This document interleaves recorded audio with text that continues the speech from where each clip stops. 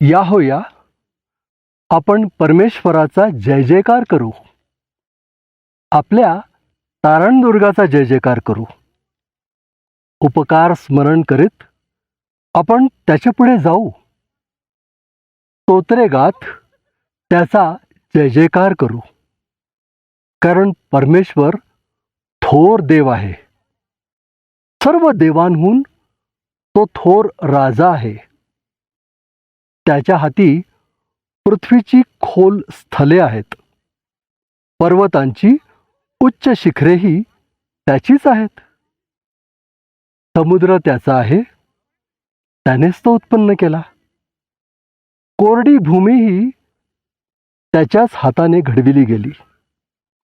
या होया, परमेश्वर जो आपला उत्पन्न करता, त्याच्या पुढे आपण गुडघे टेकू, त्याची उपासना करू, त्याला नमन करू. शालोम प्रियजन हो, अनुग्रह प्रार्थना सहभागितेच्या आजच्या या विशेष उपासनेमध्ये आपणा सगळ्यांचं मनपूर्वक स्वागत. आज बापवार, फादर्स डे. सर्व फादर्सना आज अभिष्ट चिंतन. प्रियजन हो, आजची उपासना सुरू करण्यापूर्वी प्रार्थना करूया आणि ही उपासना प्रभूच्या हाती देऊया. परमदयाळू परमेश्वरा, आम्ही मनापासून तुझी उपकार स्तुती करतो. मान महिमा गौरव तुला देतो. तुझ्या चरणी नतमस्तक होतो. प्रभू, तुझ्या पुढे नतमस्तक व्हावं एवढंच काय ते आम्हाला जमतं. हा अवाढ्य निसर्ग पाहून आम्ही दुसरं काहीच करू शकत नाही. आम्ही अवाक होतो.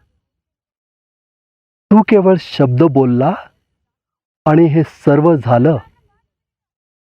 प्रभू, आम्ही मनापासून तुझी उपकार स्तुती करतो. तुला मान महिमा गौरव देतो. तुझेच आभार मानतो, कारण तू पुढाकार घेतला नसतास, तुझी ओळख तू आम्हाला करून दिली नसतीस, तू येशू ख्रिस्ताची योजना केली नसतीस, तर प्रभू आम्हाला या स्वर्गीय आनंदाला मुकावं लागलं असतं. परंतु तुझं प्रेम केवढं मोठं. आज आम्हाला तुझी उपासना करण्याची संधी मिळते आहे. हा तुझा आशीर्वाद आहे. प्रभू, हा आशीर्वाद आम्ही तुझी दया आहे, तुझी कृपा आहे, या दृष्टीने त्याचं ग्रहण करतो आणि ही उपासना तुझ्या हातात देतो. आजच्या उपासनेमध्ये भाग घेणारे आणि ही उपासना चालवणारे सर्वांना तुझा आशीर्वाद दे आणि या उपासनेद्वारे तू उंचावला जा. आमचं नको, केवळ तुझंच गौरव होऊ दे, ही आमची प्रार्थना आहे. आजच्या उपासनेमध्ये आम्ही पिता यावर आमचं लक्ष केंद्रित करणार आहोत आणि तू आमचा प्रेमळ पिता याविषयी आम्हाला सतत बोलायला आवडेल. प्रभू, आजची उपासना तूच हातात घे. तुझा आशीर्वाद आम्हाला मिळू दे आणि आम्ही इतरांना आशीर्वाद द्यावा म्हणून तू आमचं सहाय्य कर. ही सर्व उपासना येशू आमचा तारणारा त्याच्या नावानं करतो म्हणून तो ऐक. आमेन. काय प्रियजनो, मी कुठे आहे? मी पँगॉंग लेक, लडाखमधला हा अतिशय मोठा लेक, इथे आम्ही मोटारीने प्रवास करून आलो. प्रभूचं कार्य पाहिलं आणि आम्ही निशब्द झालो. प्रियजन हो, त्या प्रभूची स्तुती करूया. आज उत्कर्ष जाधव अभिषेक बरोबर प्रभूच्या स्तुतीचं हे गीत सादर करते. ऐ हमारे बाप, तू जो आसमान में है. चला तर त्यांच्याबरोबर आपण हे गीत गाऊया. आपल्या परिचयाचं गीत आहे. आणि आपण सर्वजण मिळून प्रभूची उपकार स्तुती करूया.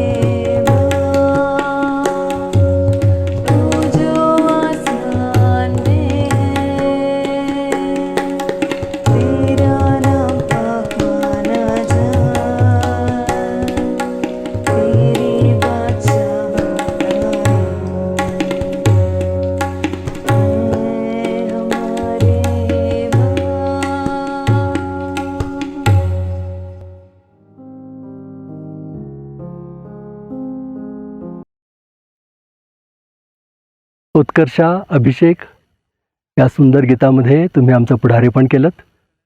तुमचे मनपूर्वक आभार. आता उत्कर्षा आणखीन एक गीत सादर करते, मैं बेटी हूँ.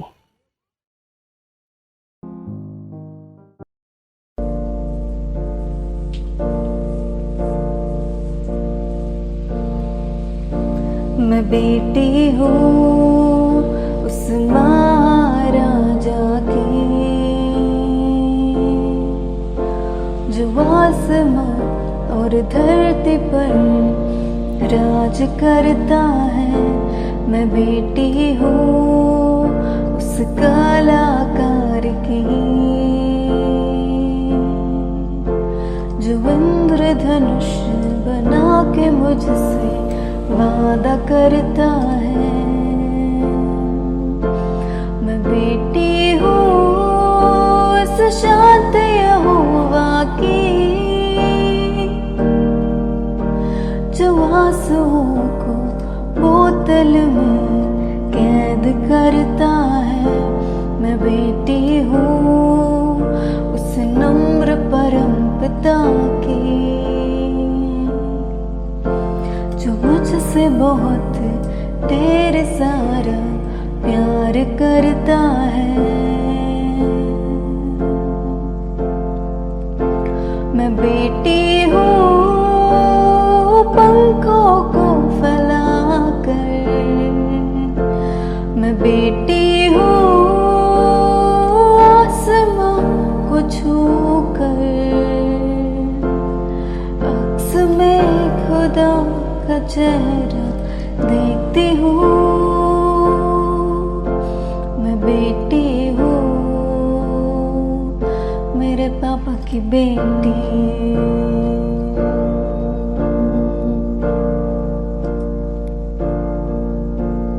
तितली जैसी खूबसूरती पापा ने मुझे दी. मुश्किल में हंसने की ताकत पापा ने मुझे दी. संगीत से मेरे दिल को भरा भी पापा ने. चेहरे पे ये मुस्कुराहट पापा ने मुझे दी. मैं बेटी हूँ पंखों को फैलाकर. मैं बेटी हूँ आसमां को छूकर. अक्स में खुदा का चेहरा देखती हूँ. मैं बेटी हूँ मेरे पापा की बेटी.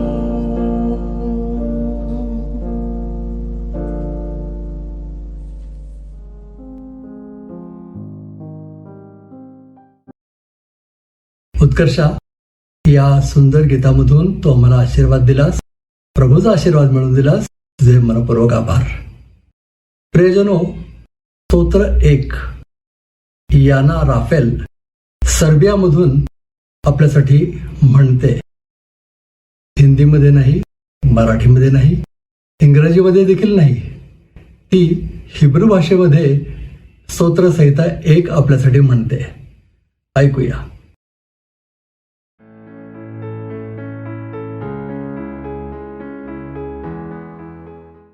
Shalom everyone, my name is Yana and today I'm going to recite Psalm 1 in Hebrew. אשר האיש אשר לא הלך בצד רשעים ובדרך חטאים לא עמד ובמושב לשים לא ישב. כי אם בתורתו אדוני קפצו ובתורתו יהגה יומם ולילה ויקש שתול על פלגי מים. אשרי פריו ייתן בעיתו ועלה לול לא יבול וכל אשרי יעשה יצליח. לא כן הרשעים כי אם כמות תדפנו רוח.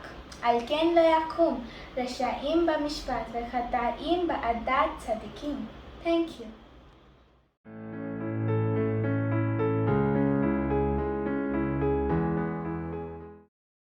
याना, या हिब्री स्तोत्रामधून तू आम्हाला आशीर्वाद मिळवून दिलास. तुझे मनपूर्वक आभार. आम्हालाही शिकव जरा हिब्रू म्हणण्यासाठी, बोलण्यासाठी. चला तर प्रियजनो, यावेळेस वाचन करूया पवित्र शास्त्राचं. पुण्याहून रेव्हरंड प्रताप कुलकर्णी प्रभूचं वचन आपल्यासाठी वाचतायत.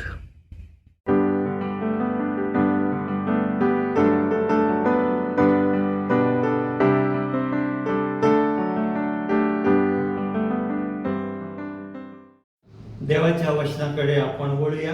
स्तोत्र 103, 8 ते 13. परमेश्वर दयाळू व कृपाळू आहे. तो मंद क्रोध व दयामय आहे. तो सर्वदाच दोष देत राहणार नाही. तो आपला क्रोध सर्व काळ राहू देणार नाही. आमच्या पातकांच्या मानाने त्याने आम्हाला शासन केले नाही.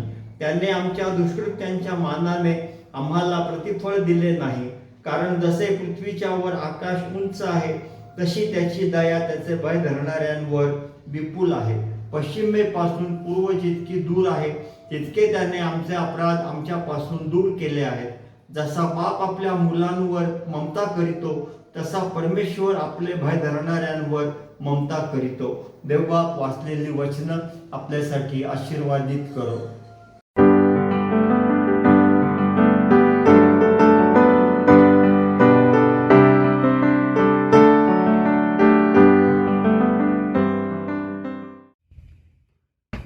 रेव्हरंड प्रताप, प्रभूचं वचन वाचल्यात, आमचं पुढारीपण केलं, स्पष्टपणे प्रभूचं वचन वाचलं, तुमचे मनपूर्वक आभार. प्रियजनो, यावेळेस एक विशेष गीत आपण ऐकणार आहोत. तू बाप मी लेकरू.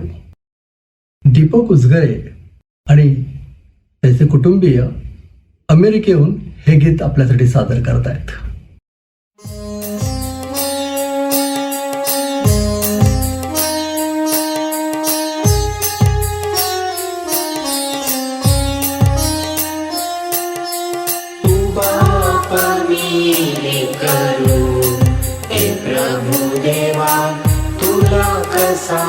विसरू तू बापा मी करू. हे प्रभु देवा तुला कसा विसरू.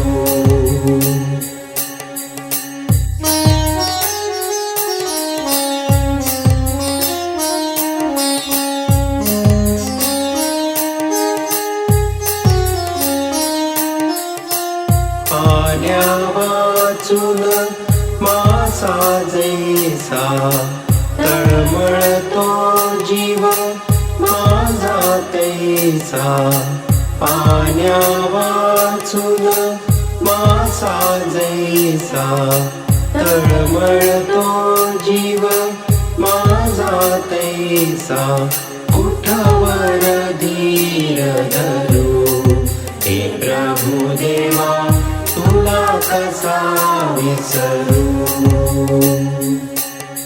तू बापा मी करू. हे प्रभु देवा तुला कसा विसरू.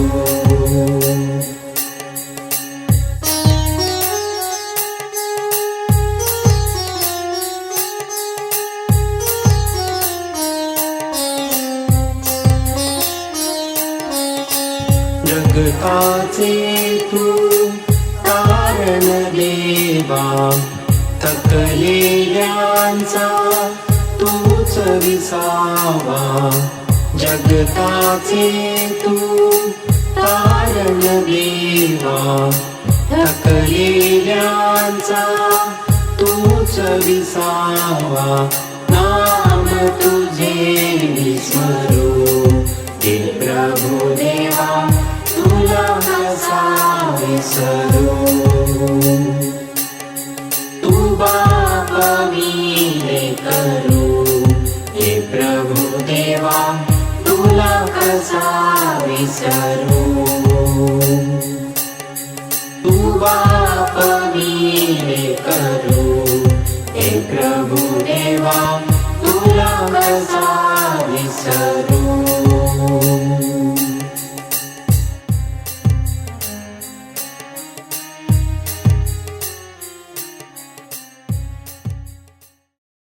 दीपक, स्मिता, शरेना, डॉर्थी या सुंदर गीतामधून तुम्ही आम्हाला आशीर्वाद दिलात. याबद्दल तुमचे मनपूर्वक आभार. आता दानार्पणाची वेळ झाली आहे. मी तुझं बाप सदैव म्हणावे. रेव्हरेंड नारायण वामन टिळक यांचं हे सर्व परिचित गीत आपण गाऊया आणि आपलं दान प्रभूच्या चरणी आणूया.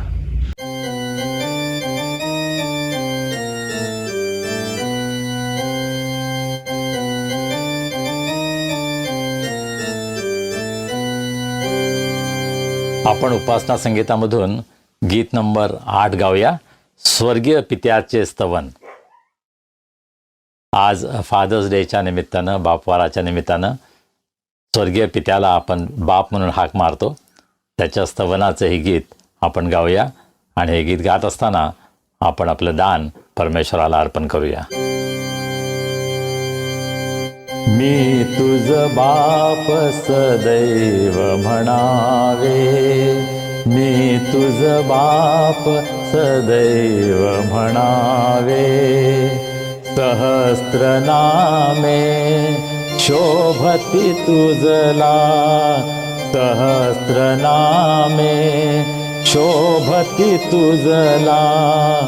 काय तयास करावे, मी तुझ बाप सदैव म्हणावे.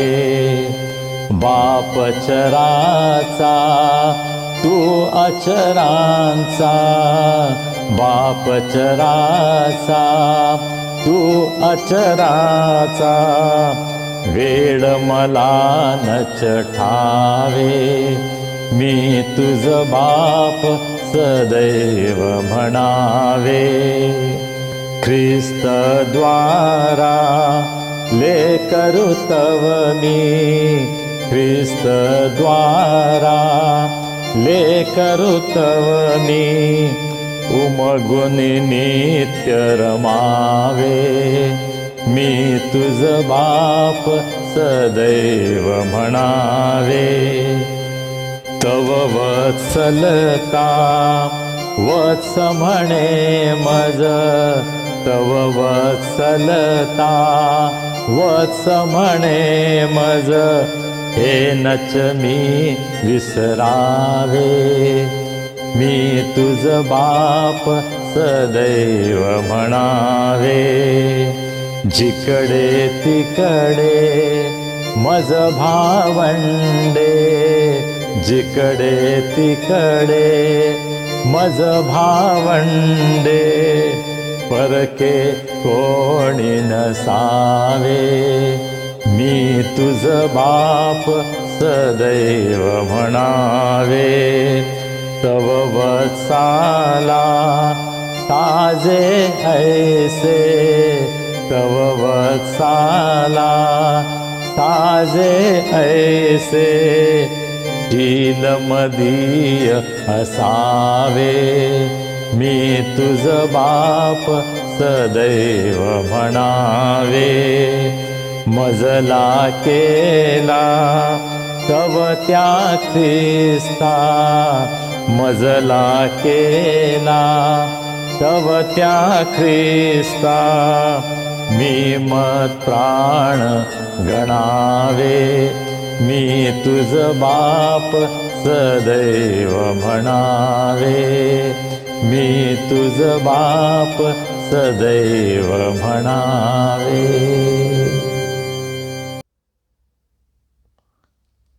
प्रियजन हो, अनुग्रह प्रेयर फेलोशिपच्या सेवेसाठी आपण जे दान पाठवता त्याबद्दल आम्ही आपले अत्यंत आभारी आहोत. आपण हे दान प्रभूच्या हातामध्ये सोपूया, प्रार्थना करूया.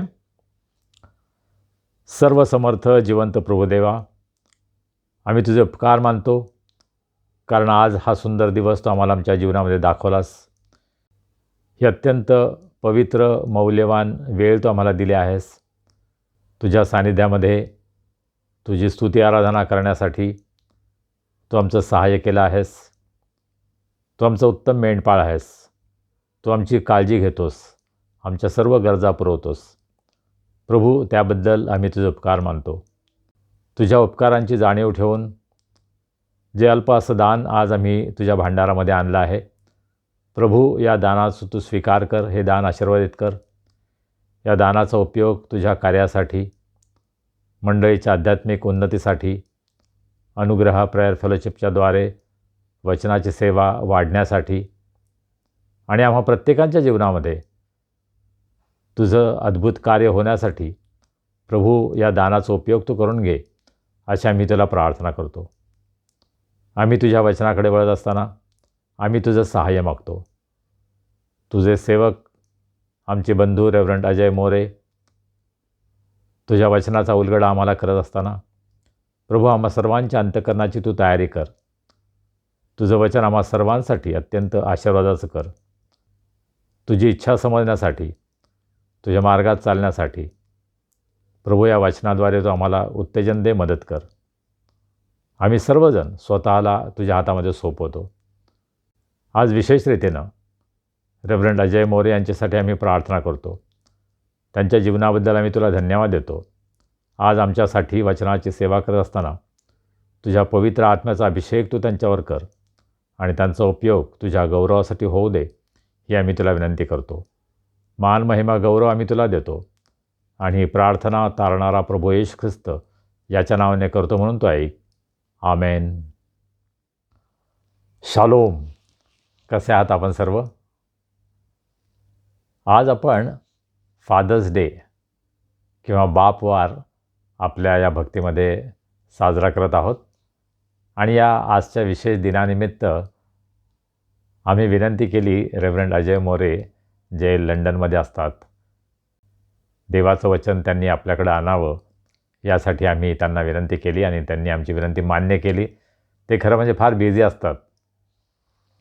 मी आणि माझी पत्नी आम्ही ज्यावेळेस लंडनला गेलो होतो त्यावेळेस त्यांच्या पाहुणचाराचा आम्ही आनंद घेतला आणि त्यांचं जीवन आम्ही जवळून पाहिलं. प्रभूनं फार सुंदर सेवा त्यांना दिली आहे लंडनमध्ये, इंग्लंडमध्ये. प्रभू त्यांचा उपयोग करून घेत आहे, त्याबद्दल आम्ही प्रभूला धन्यवाद देतो. चर्च ऑफ इंग्लंडच्या लंडन डायसिसमध्ये ते गेले 11 वर्षापासून पालखीय सेवा करत आहेत आणि सध्या सेंट जॉन द बॅप्टिस्ट हे जे चर्च आहे हॅरो लंडन या ठिकाणी, त्या ठिकाणी विकार या पदावर ते कार्यरत आहेत. ते, त्यांची पत्नी कविता, त्यांचा मुलगा अभिषेक आणि मुलगी अर्पिता हे सर्व कुटुंबीय लंडन या ठिकाणी वास्तव्यास आहेत, प्रभूची सेवा करत आहेत. अर्थात रेव्हरंड अजय मोरे यांची ओळख मिरजपासून आहे. मिरजमध्ये youth for Christ, new life fellowship यामध्ये आम्ही दोघांनी एकत्रित सेवा केली, परंतु सध्या इंग्लंड या ठिकाणी त्यांचं वास्तव्य आहे. प्रभू त्यांचा उपयोग करून घेत आहे, त्याबद्दल आम्ही प्रभूला धन्यवाद देतो. आणि आज त्यांच्याद्वारे प्रभूचं वचन आपल्याकडे येणार आहे, त्याबद्दल आपण प्रभूला धन्यवाद देऊ, प्रभूची स्तुती करू. रेव्हरंड अजय मोरे.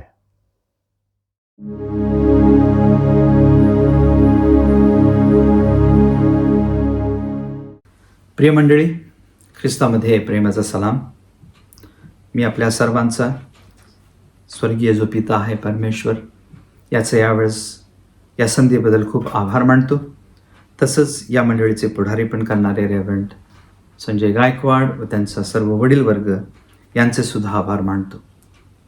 त्याचप्रमाणे लंडन या ठिकाणी जे saint John the Baptist church हॅरोमध्ये आहे, ज्या मंडळीमध्ये मी आपली सेवा देतो, त्या मंडळीकडून सुद्धा मी आपल्याला यावेळेस प्रेमाचा सलाम आणत आहे. यावेळेस आम्ही संदेशामध्ये जाण्याआधी आज जे दुःखी कुटुंब आहेत, जे लेकरं आहेत, जे दुःखी आहेत कारण त्यांच्या घरातील पित्याच्या भूमिकेत असणाऱ्या व्यक्तींनी त्यांना दुःख दिलेलं आहे, ज्या घरामध्ये पित्याच्या भूमिकेत असलेल्या लोकांपासून दुःख आलेलं आहे, निराशा आलेली आहे, अशा सर्व दुःखितांसाठी आम्ही यावेळेस प्रार्थनेमध्ये आठवण ठेवूया आणि देवाजवळ आपण प्रार्थना करूया की या प्रसंगी देवानं त्यांचं अश्रू पुसावे आणि त्या दुःखनायतांचं निराशित जे झालेले आहे त्यांचं सांत्वन करावं. प्रियानो, आम्हाला सगळ्यांना माहीत आहे की पिता बनणं हे खूप अवघड आहे. चांगलं पिता बनणं हे खूप अवघड आहे. एखाद्या पुरुषाला शारीरिकदृष्ट्या एका लेकराला जन्मास आणणं हे खूप सोपं आहे. परंतु त्या मुलाला सांभाळून त्याची काळजी घेऊन त्याचं पालनपोषण करून त्याला वाढवणं, त्याचा सर्वांगीण विकास घडवणं हे खूप अवघड आहे.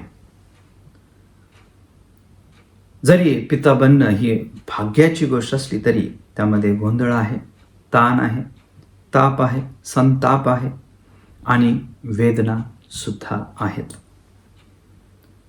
प्रत्येक पित्याला वाटत असतं की त्यानं उत्तम पिता बनावं, यामध्ये तीळमात्र शंका नाही.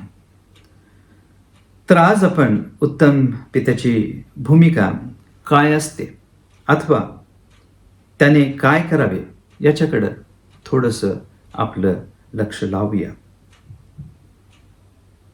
हे बघा, जेव्हा आम्ही बाजारामध्ये जातो, एखादं उपकरण आम्ही घेतो, त्याला घरी घेऊन येतो, तर त्या उपकरणाबद्दल बरोबर आम्हाला एक माहितीपत्रक दिलेलं असतं की त्या उपकरणाचा कसा वापर करावा किंवा कशा प्रकारे ते हत्यार किंवा उपकरण वापरावं. परंतु एक बाप जेव्हा आपल्या मुलाला दवाखान्यामधून घरी घेऊन येतो तेव्हा त्याला कसल्याही प्रकारचं माहितीपत्रक दिलं जात नाही. किंबहुना जगातूनही अशा गोष्टींचं या ठिकाणी काही तरतूद केलेली नाही. परंतु देवाची स्तुती असो की परमेश्वराच्या वचनामध्ये आम्हाला याच्याबद्दल माहिती मिळते, कारण आमचा जो देव आहे तो स्वतः एक उत्तम पिता आहे असं तो म्हणतो. आणि चांगला पिता कसं बनावं, चांगल्या पित्याचे गुण काय, त्याचा स्वभाव काय, याचं वाचन आम्हाला देवाच्या वचनामध्ये करावयास मिळतं. यावेळेस जो आम्ही स्तोत्र 103 जो भाग वाचला त्याच्यामधली काही वचनं, त्याच्यामध्ये आम्हाला वाचायला मिळतं की चांगला पिता याचे गुण काय असू शकतात आणि आमचा स्वर्गीय बाप कसा आहे याच्याबद्दल या ठिकाणी लिहिलेला आहे.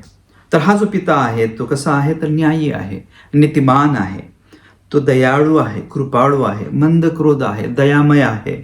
आणि तो काय करतो, त्याचे मार्ग आम्हाला दाखवतो, चांगल्या मार्गानं तो आम्हाला नेतो, नीतिमार्गानं आम्हाला चालवतो, वाईटापासून दूर ठेवतो.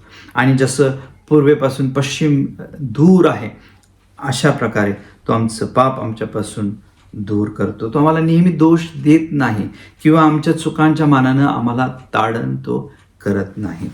आणि अशा प्रकारचं जे स्वभाव गुण या ठिकाणी दिलेलं आहे ते एका चांगल्या पिताचे स्वभाव गुण आहेत. आणि देवाची इच्छा आहे की आम्ही अशा प्रकारे या वचनाप्रमाणे हे सर्व गुण आमच्यामध्ये आणून एक चांगला पिता आम्ही बनावं अशी स्वर्गीय पित्याची इच्छा आहे. या ठिकाणी आम्ही पाहतो की पित्याच्या अनेक जबाबदाऱ्या असतात, त्याला लेकराच्या जीवनामध्ये अनेक भूमिका निभावायच्या असतात. परंतु या मध्ये 3 महत्त्वाच्या भूमिका यावेळेस मी तुमच्यासमोर मांडणार आहे की ज्या ख्रिस्ती घरामध्ये अतिशय गरजेच्या आहेत. पहिली भूमिका जी आहे पित्याची ती आहे याजकाची भूमिका. पुरुष किंवा पिता हा आपल्या घरचा याजक असतो. प्रियानं, पवित्र शास्त्रामध्ये कुठंही सरळ सरळ याचा उल्लेख केलेला आम्हाला पाहावयास मिळत नाही. असं कुठलंही वचन नाही की ज्या ठिकाणी लिहिलेलं आहे की पिता हा घरचा याजक असतो. परंतु जेव्हा आम्ही योबाचं पुस्तक वाचतो त्याचा 1 अध्याय 5व्या वचनामध्ये आम्ही पाहतो की भोजन समारंभ झाल्यानंतर योब आपल्या लेकरांना बोलावित असे, त्यांची शुद्धी करत असे व प्रातःकाळी उठून त्या मुलांच्या संख्ये इतक्या बलींचे तो हवन करत असे. हा त्याचा नित्याचा क्रम होता. कदाचित योब हा अविश्वासणाऱ्या लोकांच्या बरोबर राहत असेल आणि म्हणून त्याला माहीत होतं की माझ्या मुलांना याजकाची गरज आहे. कदाचित ते देवाविरुद्ध पाप करत असतील आणि म्हणून तो त्या ठिकाणी त्यांच्यासाठी या ठिकाणी याजकाचं तो काम करत आहे, त्यांची शुद्धी करत असे, त्यांच्यासाठी हवन करत असे, बलींचं हवन तो करत असे असं लिहिलेलं आहे. आणि फक्त वर्षातून एकदा किंवा दोनदा नव्हे, तर हा त्याचा नित्याचा क्रम होता असं लिहिलेलं आहे. प्रियानो, किती सुंदररित्या या ठिकाणी पित्याची जी भूमिका आहे याजकाची ती आम्हाला यावेळेस पाहाव्यास मिळते. आम्हाला माहीत नाही की किती वाईट त्याच्या समाजामध्ये त्यावेळेस लोक होते, ज्या ठिकाणी योब राहत होता, त्याची परिस्थिती काय होती हे आम्हाला माहीत नाही. कदाचित आम्ही अशाच परिस्थितीमध्ये राहत असू, किंवा किंबहुना आमची आजची परिस्थिती योबाच्या परिस्थितीपेक्षाही अधिक वाईट झालेली असेल. तर अशा वेळेस आम्हाला अधिक योबासारखं वागणं किंवा राहणं हे अधिक गरजेचं बनतं. योबासारखं आम्हाला आमच्या लेकरांचं याजक बनणं हे आमचं महत्त्वाचं काम या ठिकाणी आम्हाला पाहायलाच मिळतं. प्रियानो, पवित्र वचनानुसार ज्यावेळेस आम्ही पाहतो की याजकाला 3 महत्त्वाची कामं त्याच्याकडे असायची, 3 जबाबदाऱ्या त्याच्यावरती यावेळेस सोपवलेल्या असायच्या. त्याचं पहिलं काम होतं याजकाचं की ते म्हणजे मध्यस्थीची प्रार्थना करणं, रदबदली करणं आणि प्रार्थना करणं. आणि तेच काम आपण योबाने केलेलं पाहत आहे की त्या ठिकाणी तो हवन करायचा आणि त्यांची शुद्धी करायचं. तर हे पहिलं जे काम आहे याजकाचं, यामध्ये आम्ही पाहतो की उदाहरणामध्ये प्रभू येशू ख्रिस्ताचं जे आम्ही उदाहरण पाहतो, आम्ही त्याला याजक अशासाठी म्हणतो, आमचा महान याजक, कारण तो स्वतःच्या रक्तानं, स्वतःच्या बलिदानानं तो आमच्यासाठी पुढे येतो आणि मध्यस्थीची प्रार्थना त्या ठिकाणी आपल्या पित्याजवळ करतो. लुकाच्या 22व्या अध्यायामध्ये आम्ही पाहतो की त्या ठिकाणी याजकाचं जे काम आहे रदबदलीचं, त्या ठिकाणी आम्ही या ठिकाणी पाहतो की 22व्या अध्यायामध्ये लुकाच्या आम्ही पाहतो आणि वाचतो की येशू पेत्राला सांगत आहे की मी तुम्हासाठी मध्यस्थीची प्रार्थना केलेली आहे, अशासाठी की तुमचा विश्वास ढळू नये. या ठिकाणी पेत्र आणि ख्रिस्त बोलत आहेत आणि त्या ठिकाणी पेत्राला प्रभू येशू सांगतो की मी तुमच्यासाठी मध्यस्थीची प्रार्थना केलेली आहे. प्रियानो, मध्यस्थीची प्रार्थना करणं घरातल्यांच्यासाठी, आपल्या कुटुंबासाठी हे पित्याचं अतिशय महत्त्वाचं काम आहे. इब्रीच्या 4व्या अध्यायामध्ये आणि 4व्या वचनामध्ये सुद्धा आम्ही वाचतो की काय झालेलं आहे या ठिकाणी की आमचा जो प्रभू येशू ख्रिस्त आहे, जो आमचा महान याजक आहे, तो सुद्धा या ठिकाणी स्वर्गामध्ये आमच्यासाठी मध्यस्थी करत आहे. त्याचं अनुकरण आम्ही केलं पाहिजे. जर पिता हा घरचा याजक आहे तर त्यानं आपल्या कुटुंबासाठी मध्यस्थीची प्रार्थना करणं हे आवश्यक आहे. आता याजकाचं दुसरं काम आहे आणि ते काम म्हणजे की शिक्षण देण्याचं काम, मार्गदर्शन करण्याचं काम, बोध करण्याचं काम. जुन्या कराराच्या काळात आम्ही पाहतो की संदेशांच्या बरोबर याजकांनी सुद्धा देवाचं वचन लोकांपर्यंत पोहोचवण्याचं काम आपण केलेलं हे वाचतो. या ठिकाणी 1 शमूएलाच्या 3ऱ्या अध्यायामध्ये आपण पाहतो की कसा दावीद राजा हा अबियाथार या याजकाकडे येतो आणि त्याच्या आदेशानुसार, त्याच्या मार्गदर्शनानुसार तो जातो आणि आपल्या आपल्याच्या कामामध्ये किंवा आपल्या लढाईमध्ये तो त्या ठिकाणी यशस्वी होतो. त्या ठिकाणी तो देवाच्या जो याजक आहे त्याच्याकडून तो बोध घेतो, त्याच्याकडून मार्गदर्शन घेतो आणि त्याप्रमाणे तो वागतो. पवित्र शास्त्रात सुद्धा आम्हाला लेकरांना बोध करण्याकरता निक्षून सांगितलं गेलेलं आहे.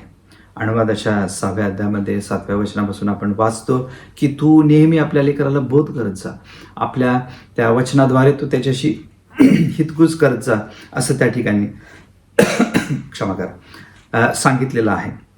या ठिकाणी लिहिलेलं आहे की घरी बसता, उठता, चालताना, निजताना, उठल्यानंतर नेहमी त्यांना देवाच्या वचनामधून बोध कर असं सांगितलेलं आहे. आणि या ठिकाणी हे सांगणं अतिशय गरजेचं आहे, कारण असंही लिहिलेलं आहे वचनामध्ये, नीतीसूत्रामध्ये 22व्या अध्यायामध्ये आणि 6व्या वचनामध्ये की तू अशा पद्धतीनं ज्यावेळेस तू आपल्या लेकराला शिकवशील त्यावेळेस तो मोठा झाल्यानंतर त्या शिक्षणापासून, त्या मार्गदर्शनापासून, त्या बोधापासून तो भटकणार नाही. आणि म्हणून आम्हाला त्या ठिकाणी बोध करायचं, शिक्षण द्यायचं, मार्गदर्शन करायचं हे काम केलं पाहिजे. हे याजकाचं दुसरं महत्त्वाचं काम आहे. तिसरं याजकाचं महत्त्वाचं काम म्हणजे की स्वतः एक उदाहरण असलेलं जीवन जगणे, उदाहरण बनणे. असं म्हणतात की उपदेश करण्यापेक्षा उदाहरण बनणे हे अधिक महत्त्वाचे आणि मोठे आहे. आणि ही गोष्ट खरी आहे. बोध करणं, मार्गदर्शन करणं, बोलणं हे सोपं आहे, परंतु आपल्या बोलण्याप्रमाणे चालणं किंवा आपलं वर्तन ठेवणं हे अधिक कठीण असं आहे. परंतु त्यासाठीच पित्यांना या ठिकाणी पाचारण केलेलं आहे. आमचं बोलणं, आमचं चालणं, आमचं बोलणं आणि आमचं वर्तन हे एक उदाहरण असं आमच्या कुटुंबासाठी बनलं पाहिजे. पवित्र शास्त्रामध्ये आम्ही असं वाचतो की लेकरं आपल्या बापाकडं अतिशय काळजीपूर्वक पाहत असतात. याचं उदाहरण मी तुम्हाला देतो. 2 उदाहरण आपण पाहूया, एक चांगलं उदाहरण आणि एक वाईट उदाहरण. पहिलं उदाहरण आहे, आम्ही पाहतो की पहिले राजे याच्या 16व्या अध्यायामध्ये 3ऱ्या वचनामध्ये असं लिहिलेलं आहे की अहाब हा राजा त्याचा बाप ओमारी याच्यापेक्षाही अधिक दुष्ट निघाला. म्हणजे पहा या ठिकाणी की हे जे लेकरू आहे, अहाब हा जो राजा आहे, तो आपल्या बापाकडे बघत असेल आणि बापापासून त्यानं शिक्षण घेतलं असेल आणि बाप जेवढा वाईट होता त्याच्याही पेक्षा तो वाईट या ठिकाणी झालेला आहे. हे एक सुंदर उदाहरण आपण या ठिकाणी पाहू शकतो. तसंच एक चांगलं उदाहरण दिलेलं आहे, ते म्हणजे दुसऱ्या इतिहासाच्या 26व्या अध्यायामध्ये 3ऱ्या आणि 4थ्या वचनामध्ये असं लिहिलेलं आहे की उज्जया राजानं सर्व चांगल्या गोष्टी केल्या, जशा त्याचा बाप अमझाया यानं केल्या होत्या. अमझायानं ज्या चांगल्या गोष्टी केल्या त्याच चांगल्या गोष्टी उज्जया राजाने केल्या.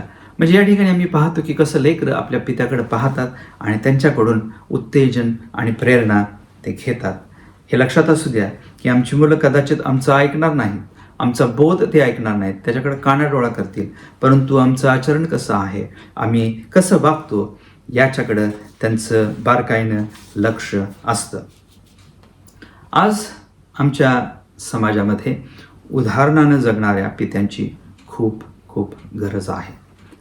आणि पौल सांगतो की आम्ही फक्त परमेश्वराचंच अनुकरण या गोष्टी शिकू शकतो. आणि या ठिकाणी एफेसकराच्या 5व्या अध्यायामध्ये आणि 1ल्या आणि 2ऱ्या वचनामध्ये पौल सांगतो की तुम्ही देवाचं अनुकरण करणारे व्हा, म्हणजे तुम्ही चांगल्या गोष्टी कराल. आम्ही कोणाकडे बघायचं आहे? कदाचित आमच्याकडं चांगलं उदाहरण नसेल तर आम्ही देवाकडे पाहिलं पाहिजे, कारण तो आमचं उदाहरण बनतो आणि त्याचं अनुकरण करून आम्ही चांगले व्यक्ती, चांगला पिता, चांगला बाप, चांगला पती या ठिकाणी आम्ही बनू शकतो. आणि ज्यावेळेस आमचं उदाहरण चांगलं बनलं जातं तेव्हा आमची लेकरं त्याच्याद्वारे आशीर्वादित होतात. आता ही होती पहिली भूमिका पित्याची, ती म्हणजे याजकाची. आता दुसरी महत्त्वाची जी भूमिका आहे पित्याची, ती म्हणजे त्याला आपल्या ज्या गरजा आहेत कुटुंबाच्या त्याला पूर्ण करायच्या असतात. तो पुरवणारा असतो, तो पुरवठा करणारा असतो याजक. आणि दुसरा जो आहे भूमिका ती म्हणजे पुरवठा करणारा पिता. परमेश्वर आमचा पिता आहे आणि तो आम्हाला या ठिकाणी सर्व गोष्टी देतो. भौतिक, मानसिक आणि आध्यात्मिक या आमच्या मूलभूत गरजा आहेत आणि त्या ठिकाणी तो सर्व गोष्टी तो आम्हाला देतो. आम्ही शाळेत असताना शिकलो की अन्न, वस्त्र, निवारा या आमच्या मूलभूत गरजा आहेत, पण त्या भौतिक आहेत, शारीरिक आहेत, परंतु आम्हाला मानसिक आणि आध्यात्मिक सुद्धा गरज या ठिकाणी आहे.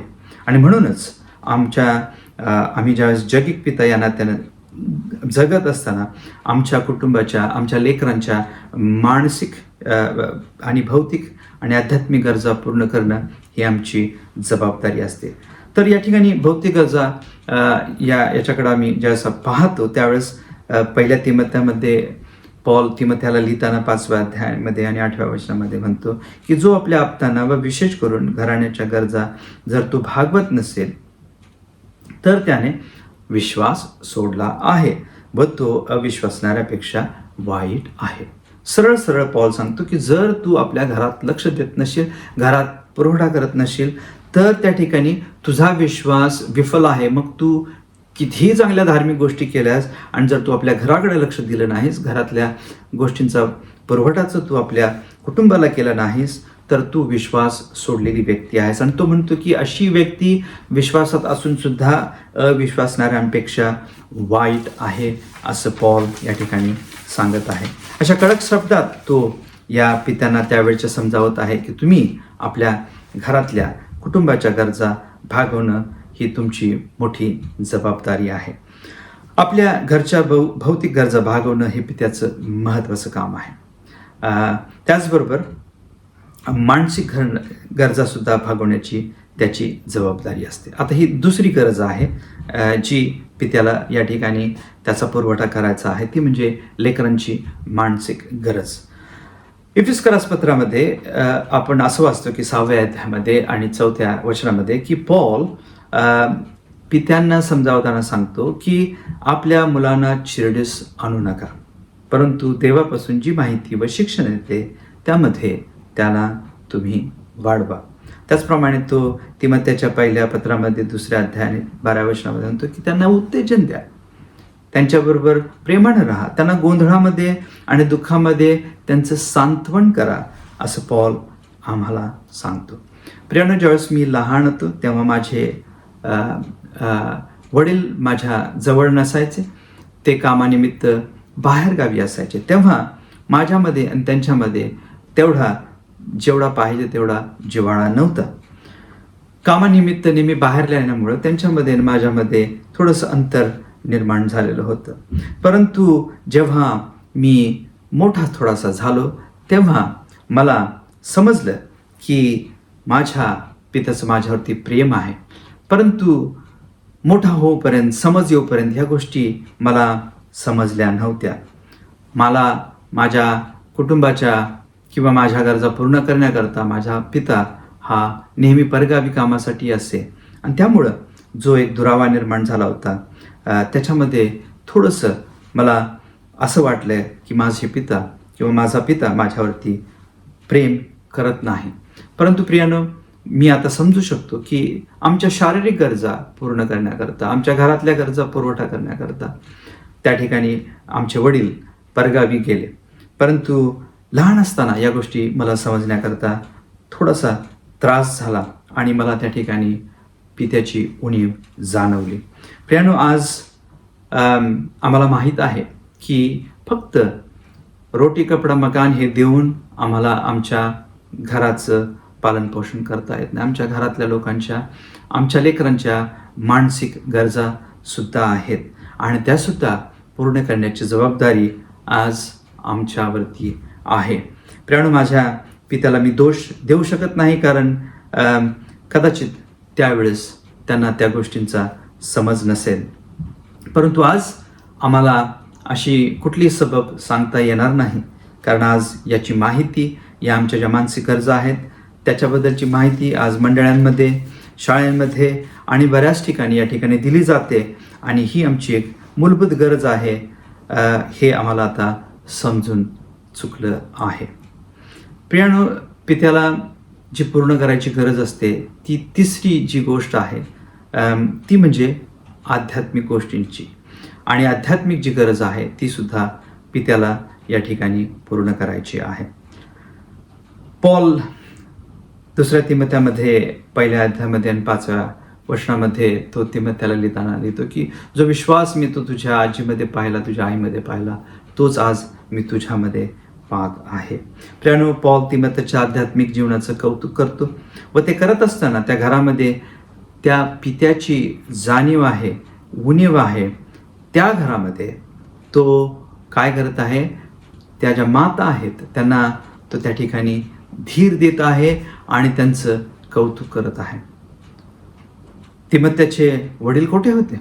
या ठिकाणी आजीचा आणि आईचा उल्लेख आम्हाला पाहायला मिळतो, परंतु वडिलांचा उल्लेख आम्हाला पाहायला मिळत नाही.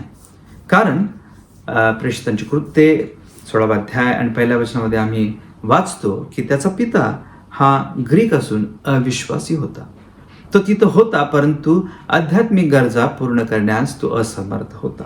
आणि म्हणून ज्या वेळेस तो असमर्थ होता त्या ठिकाणी तो अनुपस्थित होता, त्या पोकळीमध्ये त्याची आजी आणि त्याची आई ही उभी राहिली आणि त्यांनी त्या तिमोथेची जी आध्यात्मिक गरज होती ती पूर्ण केलेली आहे आणि त्या ठिकाणी देवाच्या समागमे त्याला वाढवलेलं आहे. तिमोथी हा आध्यात्मिक मातेबरोबर वाढला व त्याची आध्यात्मिक गरज त्याच्या आईनं व आजीनं पूर्ण केली. प्रियानो, या ठिकाणी परमेश्वरानं तिमत्याची आध्यात्मिक गरज पूर्ण करण्याकरता त्याचा आईचा उपयोग केलेला आहे. आज पितृदिन आहे आणि म्हणूनच या दिवशी या वचनाद्वारे मी मातेंना यावेळेस उत्तेजन देऊ इच्छितो की ज्या घरामध्ये पित्याची उणीव आहे, ज्या ठिकाणी पिता भौतिक गरजा, आध्यात्मिक गरजा किंवा इतर गरजा ज्यावेळेस पूर्ण करत नाही, त्यावेळेस मी तुम्हाला यावेळेस उत्तेजन देतो या तिमत्याच्या आईच्या आणि आजीच्या गोष्टीद्वारे की तुम्ही धीर सोडू नका, खंबीर व्हा, हिंमत धरा, कारण परमेश्वर तुमचा उपयोग केल्याशिवाय राहणार नाही. परमेश्वर तुमच्या बरोबर आहे, तो तुमचा उपयोग तुमच्या लेकरांच्यासाठी करेल. ज्या ठिकाणी आम्ही पाहतो की पिताच्या भूमिकेत असणारे गरजा पुरवण्याकरता मागं पडतात, आध्यात्मिक असू द्या, भौतिक असू द्या किंवा मानसिक असू द्या, या गरजा ज्यावेळेस ते पुरवण्यास कमी पडतात त्यावेळेस माता या ज्या ती पोकळी असते त्याच्यामध्ये त्या उभा राहतात आणि त्या ठिकाणी त्या पित्याच्या महत्त्वाची भूमिका या ठिकाणी पार पडतात. तेव्हा मातांनो, खंबीर व्हा, हिंमत धरा, कारण परमेश्वर तुमचा सुद्धा उपयोग केल्याशिवाय राहणार नाही.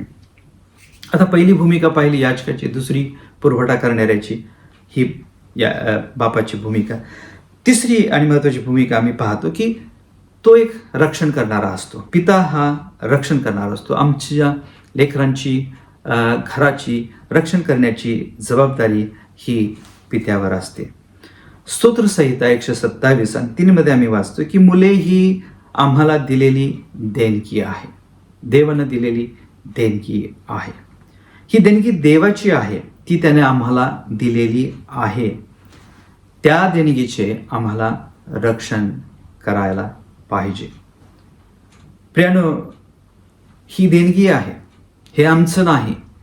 जे लेकरू जे आहे, जे आम्ही आमचं म्हणतो, ते आम्हाला देवापासून आलेलं आहे आणि वचन सांगतं की ही देवाची देणगी आहे आणि म्हणून ही आमची नाही आणि म्हणून ही देवाची असल्यामुळं आम्ही याचं रक्षण करणं, संगोपन करणं हे आमची जबाबदारी बनते. नाताळच्या गोष्टीमध्ये आम्ही वाचतो की कशा प्रकारे देवदूताने योसेफाला दर्शन दिले व त्याला मिसर देशात जाण्यास सांगितलं, कारण त्या ठिकाणी हेरोदाचा धोका त्याला होता. प्रियानो, लेकरं ही बलहीन असतात, ती असुरक्षित असतात आणि त्यांना रक्षणाची गरज असते आणि पित्याद्वारे आम्ही पाहतो की त्या ठिकाणी या लेकरांचं रक्षण होतं. रक्षण हे फक्त शारीरिक नसतं, तर ते नैतिकीय आहे आणि मानसिकीय आहे. अशा तिन्ही स्तरांवरती या ठिकाणी आम्ही काय करू शकतो की आमच्या लेकरांचं रक्षण या ठिकाणी आम्ही करू शकतो. शारीरिक रक्षणाबद्दल बोलताना ज्यावेळेस आम्ही शास्त्रीय या पुस्तकातून पाहतो की 6व्या अध्यायामध्ये 28 ते 32 वचनामध्ये की एक पिता जो जोआश आपला जो मुलगा गिदोन याचं शरीरातील काही व्यक्तींपासून तो रक्षण करतो. जेव्हा ते त्याच्या जीवावर उठतात त्यावेळेस जोआश हा मध्ये येतो आणि आपला मुलगा गिदोन याचं तो रक्षण करतो. प्रियानो, जर त्या पित्यानं गिदोनाचं रक्षण केलं नसतं तर आज गिदोनाची जी गोष्ट आम्ही वाचतो ती कदाचित आम्ही वाचली नसती. त्याचप्रमाणे जे उदाहरण मी तुम्हाला आधी दिलं की योसेफाचं ज्या वेळेस तो येशूला घेऊन मिस्रामध्ये पळतो त्यावेळेस येशू लहान होता. जर त्या पित्यानं ती गोष्ट केली नसती तर कदाचित येशू ख्रिस्ताचा त्या ठिकाणी घात झाला असता. आणि म्हणून या ठिकाणी की जी शारीरिक जबाबदारी जी आहे त्यांच्या रक्षणाची ही आमच्यावर असते, कारण ही लेकरं बलहीन असतात. दुसरी जी जबाबदारी असते रक्षण करण्याची ती नैतिक शिक्षण देण्याची, जी संरक्षणाची जी जबाबदारी आहे ती आमची आहे. त्यांचं नैतिक दृष्ट्या आम्ही संरक्षण करावं. आज जे आंतरजाल, ज्याला इंटरनेट म्हणतात, याच्याद्वारे या जगामध्ये मोठं संकट यावेळेस निर्माण झालेलं आहे. मोठा ज्वलंत प्रश्न आज आमच्या या पिढीसमोर उभा आहे. सोशल मीडियाद्वारे व इतर वेबसाईट्सद्वारे नको असलेल्या अशा गोष्टी, घाणेरड्या माहिती कमी वयामध्ये असताना आज आमच्या लेकरांच्या समोर येऊन पडत आहेत. त्यांच्या दृष्टीसमोर त्या आहेत. अनेक लेकरं या वाईट गोष्टीच्याद्वारे पीडित झालेली आहेत आणि त्याच्याद्वारे त्या घरामध्ये दुःख आणि संकट निर्माण असं झालेलं आपण पाहतो. प्रियानो, आज त्यांच्यावर लक्ष ठेवण्याची, त्यांना समजावण्याची, तसंच त्यांना माहितीद्वारे समजावण्याची जबाबदारी ही पित्याची आहे. आणि आज नैतिक संरक्षण जे आहे, त्यांचं जे मोरल प्रोटेक्शन जे आहे ते करण्याची महत्त्वाची जबाबदारी आज पित्यांच्यावरती आहे. शारीरिक संरक्षण, नैतिक संरक्षण, त्याचप्रमाणे मानसिक किंवा भावनिक सुरक्षितता आम्ही आमच्या लेकरांना दिली पाहिजे. पुन्हा एकदा वचनामध्ये जाताना यशायाच्या 26व्या अध्यायामध्ये 3ऱ्या वचनामध्ये देवानं आम्हाला सांगितलेलं आहे की संरक्षण जे आहे ते मानसिक संरक्षण देव आम्हाला देतो. जे त्याच्यावर विश्वास ठेवतात, जे त्याच्यावर अवलंबून राहतात, त्यांना तो खरी शांती देतो असं त्या ठिकाणी लिहिलेलं आहे. आज अनेक कुटुंबात लेकरं शांत आहेत, भयभीत आहेत, कारण त्या घरामध्ये भांडणं आहेत, वाद आहेत, तेढ आहेत, आईवडिलांच्यामध्ये घटस्फोटाची भीती आहे. आणि जे घर जे भीतीमध्ये किंवा संकटामध्ये जे आश्रयस्थान आहे, अशा आश्रयस्थानामध्येच आज तेढ आहे, वाद आहे आणि तणाव आहे. प्रियानो, देवाचं वचन सांगतं की आम्ही त्यांना खरी शांती देण्याची गरज आहे. 3 भूमिका आपण पाहिलेल्या आहेत. पिता याजक म्हणून, पिता हा पुरवठा करणारा आणि पिता हा सुरक्षा देणारा, अशा भूमिका आज आम्हाला बजावण्याची गरज आहे. आणि या गोष्टी आम्ही वचनाद्वारे पाहिलेल्या आहेत, कारण वचन आज आम्हाला या गोष्टी पार पाडण्याकरता आवाहन करत आहे. शेवटी या गोष्टी ऐकल्यावरती तुम्ही म्हणाल की पिता बनणं व त्याच्या जबाबदाऱ्या पूर्ण करणं हे फारच कठीण आहे. परंतु आज जबाबदार पित्यांची खूप मोठी गरज जगामध्ये निर्माण झालेली आहे. प्रियानो, आज जर आम्ही गुन्हेगारी क्षेत्राचा आढावा घेतला, आज ज्या वाईट गोष्टी जगामध्ये होत आहेत त्याचा जर आढावा घेतला, तर आम्हाला समजेल की पित्याची भूमिका ही किती अधिक महत्त्वाची अशी झालेली आहे. मी तुम्हाला काही माहिती या ठिकाणी देणार आहे. ही थोडीशी जुनी आहे, परंतु माझी पूर्ण खात्री आहे की हा आमचा जो मुद्दा आहे की तो मुद्दा आम्हाला हे व्यवस्थित समजावून सांगू शकतं ही जी माहिती. आणि आजच्या तारखेपर्यंत कदाचित या माहितीमध्ये अधिक वाढ झालेली असेल किंवा ते अधिक वाईट बनलेली असेल. या ठिकाणी आम्ही ही माहिती घेताना पाहतो की या ठिकाणी 63% जे तरुण आहेत जे स्वतःचा जीव घेतात किंवा आत्महत्या करतात, ते सर्व 63% तरुण हे पिताहीन घरामधून आलेले असतात. त्यांच्या घरामध्ये पित्याचा अभाव असतो.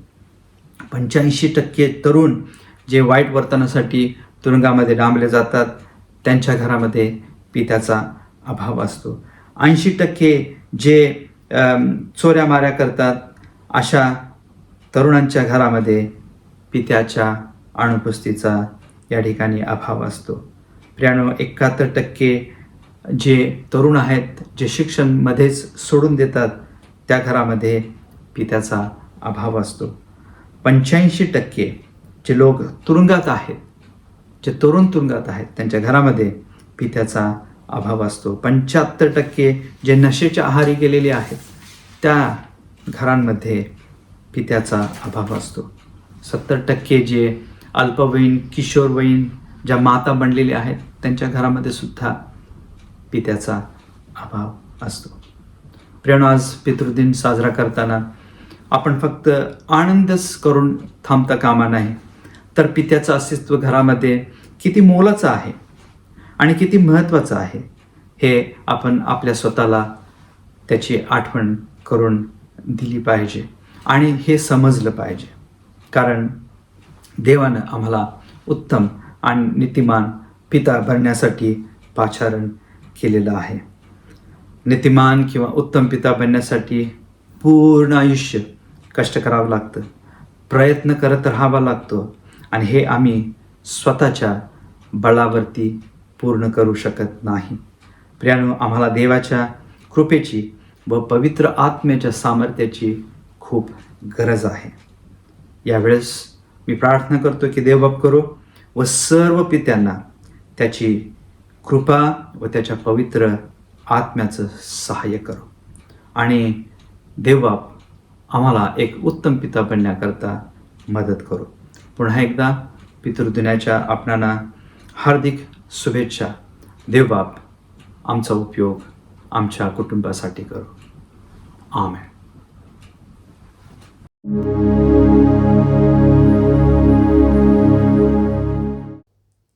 जे वचन रेव्हरंड अजय मोरे यांच्याद्वारे आपल्याकडे आलं आहे त्याबद्दल आम्ही प्रभूची स्तुती करतो आणि त्यांचे पुन्हा एकदा मनापासून उपकार मानतो. आपण प्रार्थना करूया. सर्व समर्थ जिवंत प्रभुदेवा, आम्ही तुझे मनापासून उपकार मानतो. आजचा सुंदर दिवस तू आम्हाला आमच्या जीवनामध्ये दाखवलास. तुझ्या सानिध्यामध्ये तुझी स्तुती आराधना करण्यासाठी, तुझ्या वचनावर मनन करण्यासाठी प्रभू हा सुंदर प्रसंग तू आम्हाला दिलास, त्याबद्दल आम्ही तुला धन्यवाद देतो.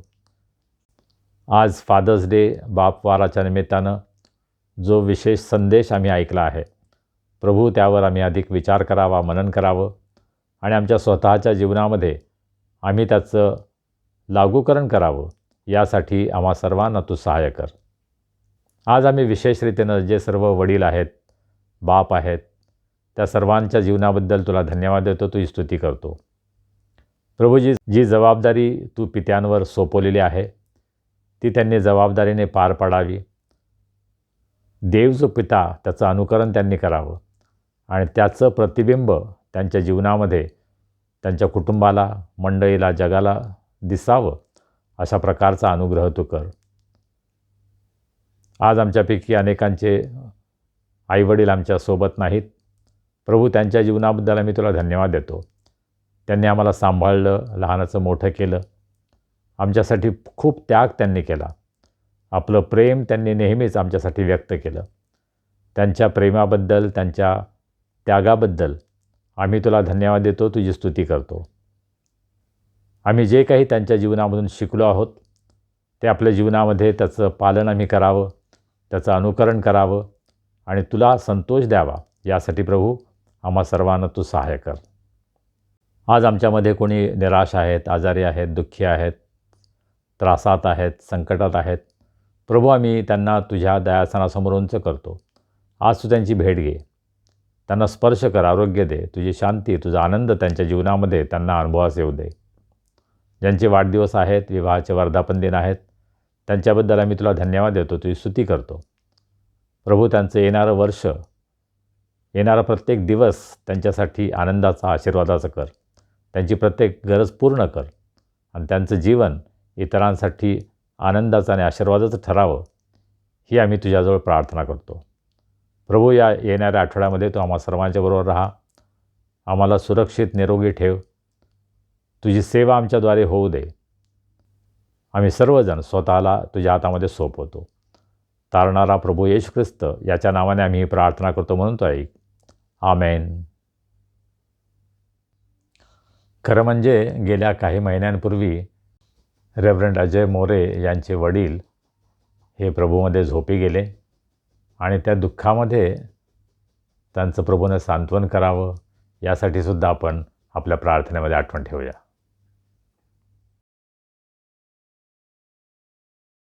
प्रियजनो, आता वेळ झाली आहे प्रभू भोजनाची. आपल्या मनाची तयारी करूया आणि प्रभू भोजनामध्ये भाग घेऊया. आम्हीही तिघेजण येथूनच या प्रभू भोजनामध्ये सहभागी होणार आहोत.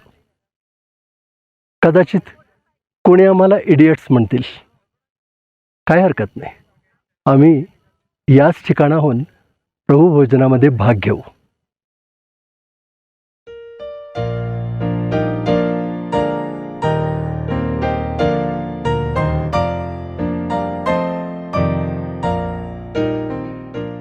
देवाच्या प्रिय लोकांनो,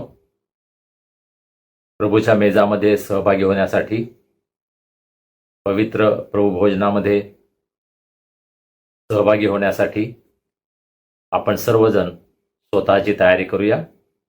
आपण प्रार्थना करूया. सर्व समर्थ जिवंत प्रभुदेवा, आम्ही तुझे उपकार मानतो, तू आमच्यावर प्रीती केलीस. आम्ही पापामध्ये असताना तुझा पुत्र प्रभू येशू ख्रिस्त याला तू या जगामध्ये पाठवलंस. आमच्या पापांसाठी अत्यंत क्रूर अशा वधस्तंभावर त्यानं स्वतःचं बलिदान केलं. आपलं निष्कलंक रक्त त्यानं सांडलं. प्रभू, त्याच्या या बलिदानाबद्दल आज आम्ही तुझी स्तुती करतो आणि उपकारस्तुतीच्या अंतःकरणानं आज आम्ही तुझ्याकडे येतो. हा मेज आम्ही सिद्ध करत असताना तू आमचं सहाय्य कर, तू आमचं मार्गदर्शन कर. या मेजामध्ये सहभागी होण्यासाठी तू आम्हाला पात्र कर. तुझ्या पवित्र आत्म्याच्या द्वारे तू आम्हाला शुद्ध कर आणि हा संपूर्ण विधी प्रभू तू आशीर्वादित कर, अशा मी प्रार्थना करतो. चालणारा प्रभू येशू ख्रिस्त याच्या नावाने आम्ही प्रार्थना करतो. आमेन. आपण प्रार्थना करूया आणि आपणही या प्रार्थनेमध्ये माझ्याबरोबर सहभागी होऊ शकता. हे सर्व समर्थ देवा, तुला आमची अंतःकरणे पूर्णपणे ठाऊक आहेत. आमच्या मनातील आशा, आकांक्षा आणि विचार तू पूर्णपणे ओळखतोस. आमची कोणतीही बाब तुझ्यापासून लपलेली नाही. आम्ही तुझ्यावर मनोभावे प्रेम करावे आणि तुझ्या पवित्र नामाचा महिमा यथार्थ वर्णन करावा, म्हणून पवित्र आत्म्याच्या प्रेरणेने तू आमची मने शुद्ध कर.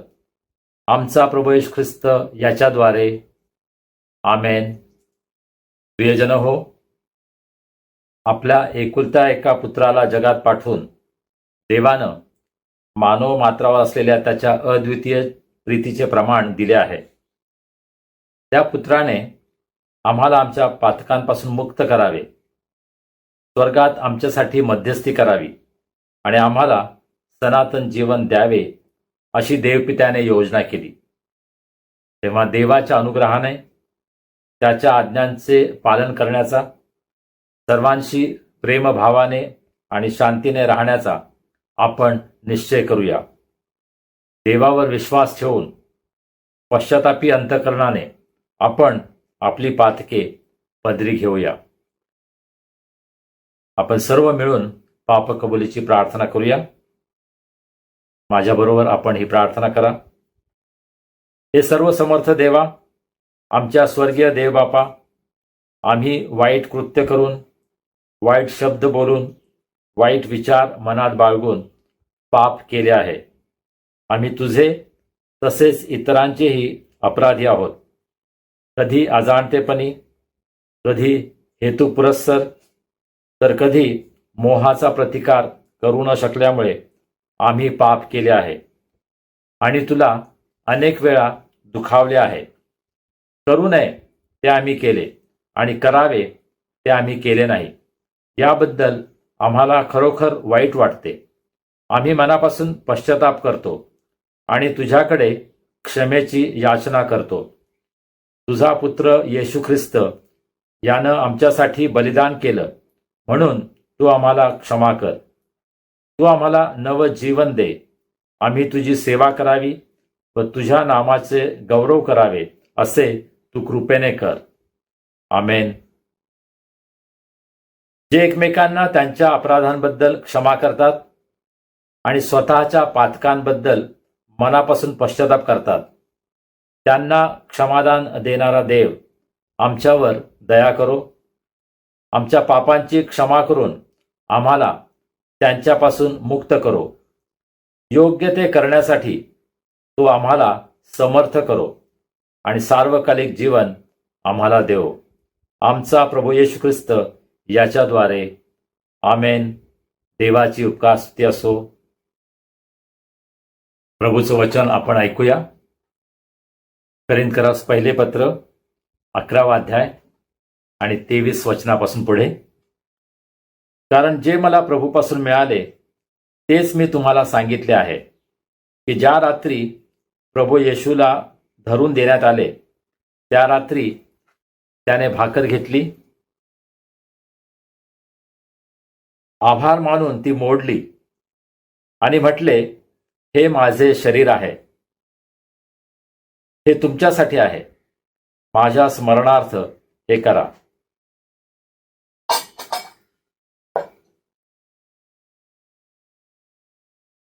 मग भोजन झाल्यावर त्याने प्याला घेऊन तसेच केले आणि म्हटले, हा प्याला माझ्या रक्ताने झालेला नवा करार आहे. जितक्यांदा तुम्ही हा पिता तितक्यांदा माझ्या स्मरणार्थ हे करा. कारण जितक्यांदा तुम्ही ही भाकर खाता व हा प्याला पिता तितक्यांदा तुम्ही प्रभूच्या मरणाची तो येईपर्यंत घोषणा करता.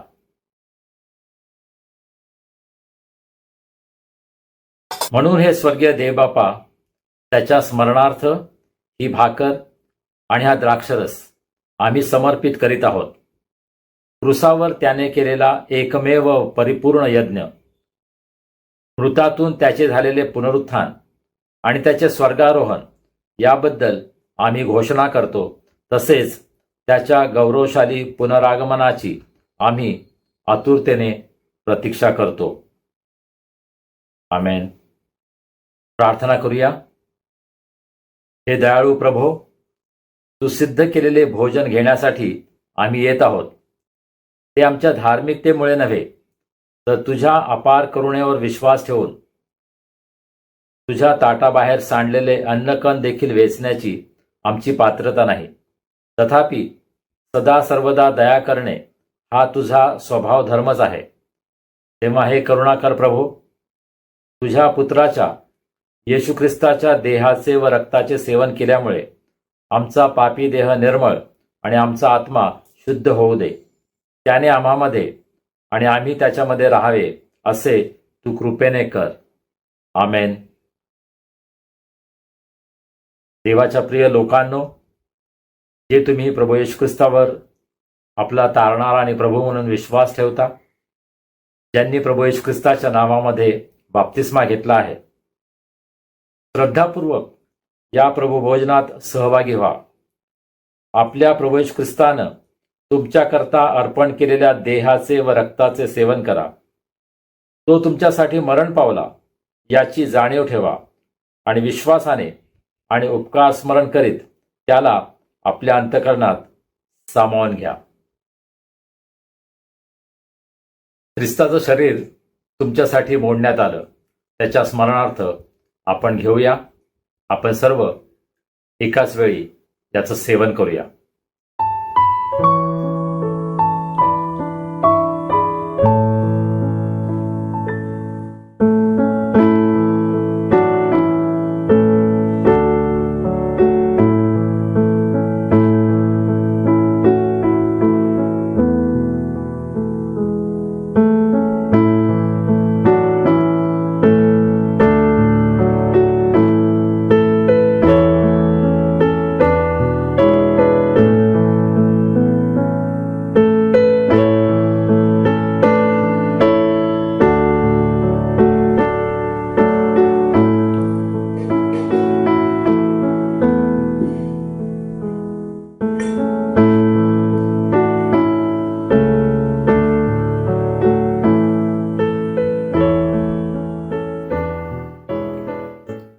ख्रिस्ताचं रक्त तुमच्यासाठी सांडण्यात आलं, त्याच्या स्मरणार्थ यामधून घ्या. आपण सर्व एकाच वेळेस या प्याल्यातून सेवन करूया.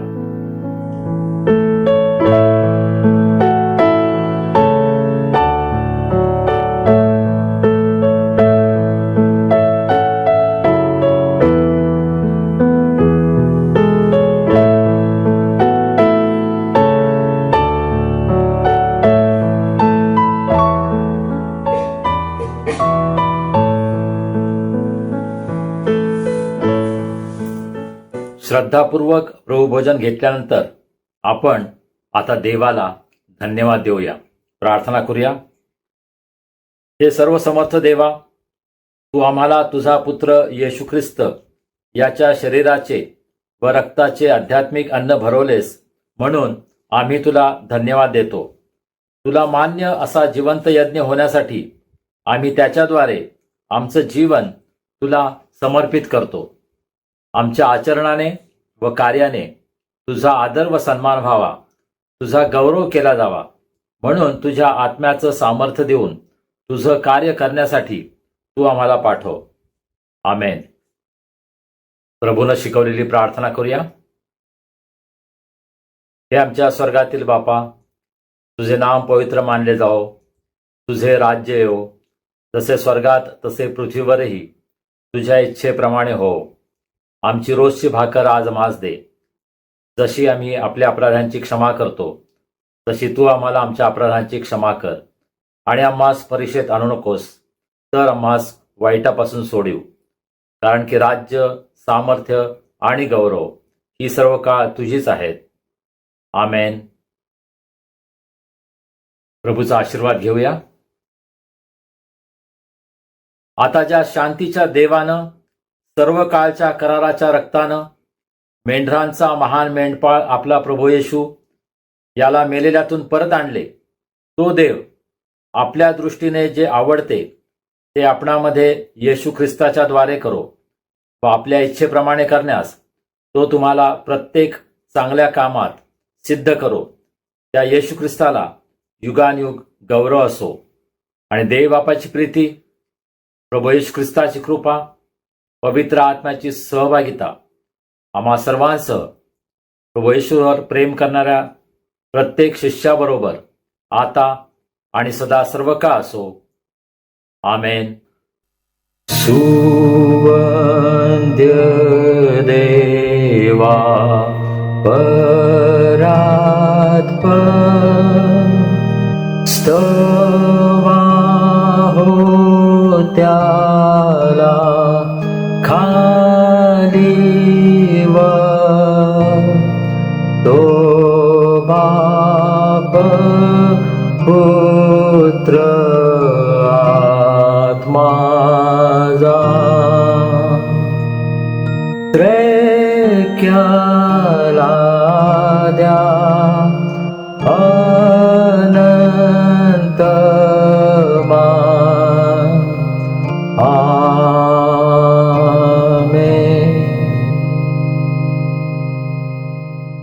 शांतीने जा आणि प्रभूची आणि एकमेकांची सेवा करा. आमेन. प्रियजन हो, आजची उपासना तुम्हाला आशीर्वादाची ठरली. प्रभूने तुमच्याशी काही वार्ता केली, त्याने तुम्हाला काही करायला सांगितलंय, मग ते अवश्य करा. प्रभूचं आज्ञापालन करा. तुम्ही इतरांसाठी आशीर्वादाचं कारण बना. उपासनेची लिंक त्यांनाही पाठवा. आता भेटूया पुढील रविवारी. तोपर्यंत शालोम.